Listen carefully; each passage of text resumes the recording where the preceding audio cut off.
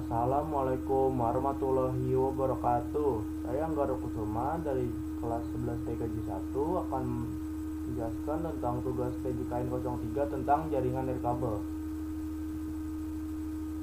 Berdasarkan bacaan dari berbagai sumber, standar jaringan nirkabel ada seperangkat protokol dan teknologi yang ditetapkan oleh Institute of Electrical and Electronics Engineers atau IAEA di bawah kode 802.11. Standar ini menentukan bagaimana perangkat nirkabel berkomunikasi, mencakup spesifikasi seperti frekuensi operasi, kecepatan transfer data, jangkauan, dan modulasi.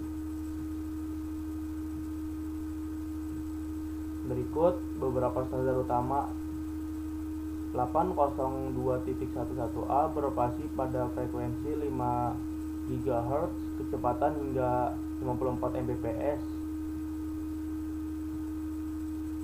802.11b beroperasi pada frekuensi 2.4 GHz, kecepatan hingga 11 Mbps, rentan terhadap interferensi dari perangkat lain seperti microwave dan Bluetooth karena menggunakan frekuensi 2.4 GHz yang ramai.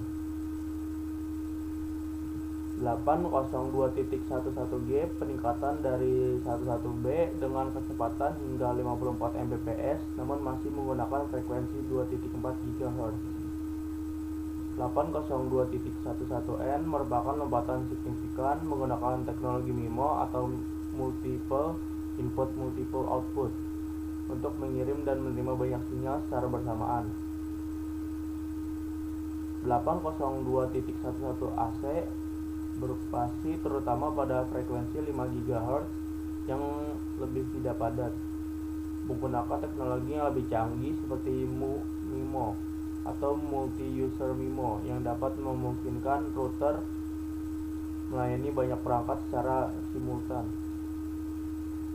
Lalu ada 802.11ax, standar terbaru yang dirancang untuk efisiensi dalam lingkungan yang padat perangkat seperti stadion, bandara, atau rumah pintar, meningkatkan kecepatan, kapasitas, dan mengurangi latensi. Wi-Fi 6E juga membuka spektrum baru di pita 6 GHz. Lalu ada analisis kelebihan dan kekurangan standar jaringan nirkabel. Yang pertama, standar 802.11a kelebihannya beroperasi pada frekuensi 5 GHz yang kurang padat penggunanya, lebih kebal terhadap interferensi dari perangkat lain, kecepatan transfer data mencapai 54 Mbps.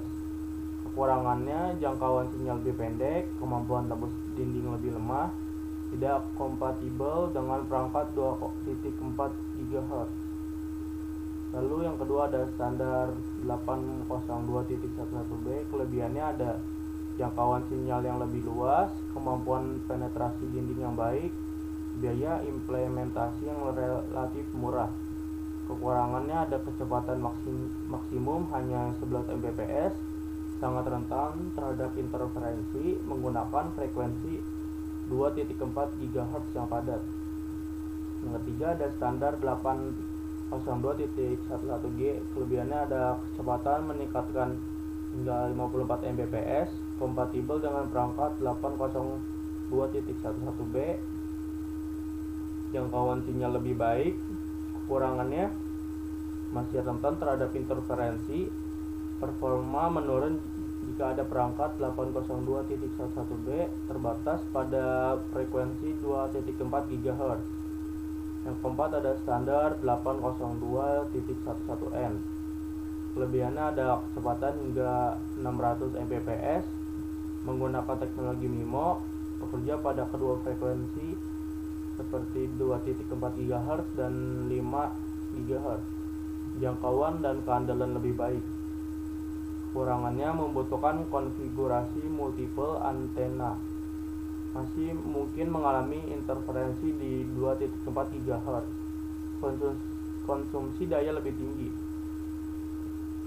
Yang kelima, standar 802.11ac, kelebihannya kecepatan sangat tinggi, teknologi MIMO untuk multiple device, performa excellent di frekuensi 5 GHz, efisiensi spektrum yang lebih baik. Kurangannya, jangkauan terbatas di frekuensi 5 GHz, performa menurun melalui dinding tebal, memerlukan perangkat yang mendukung. Yang keenam, standar 802.ax, kelebihannya efisiensi spektrum sangat tinggi, performa optimal di lingkungan padat, latensi lebih rendah, mendukung lebih banyak perangkat. Lalu WiFi memiliki spektrum 6 GHz yang bersih. Kurangannya, memerlukan perangkat yang kompatibel, biaya implementasi lebih tinggi, WiFi membutuhkan perangkat khusus, masih dalam tahap adopsi awal. Jadi kesimpulannya, setiap standar memiliki keunggulan dan keterbatasan masing-masing.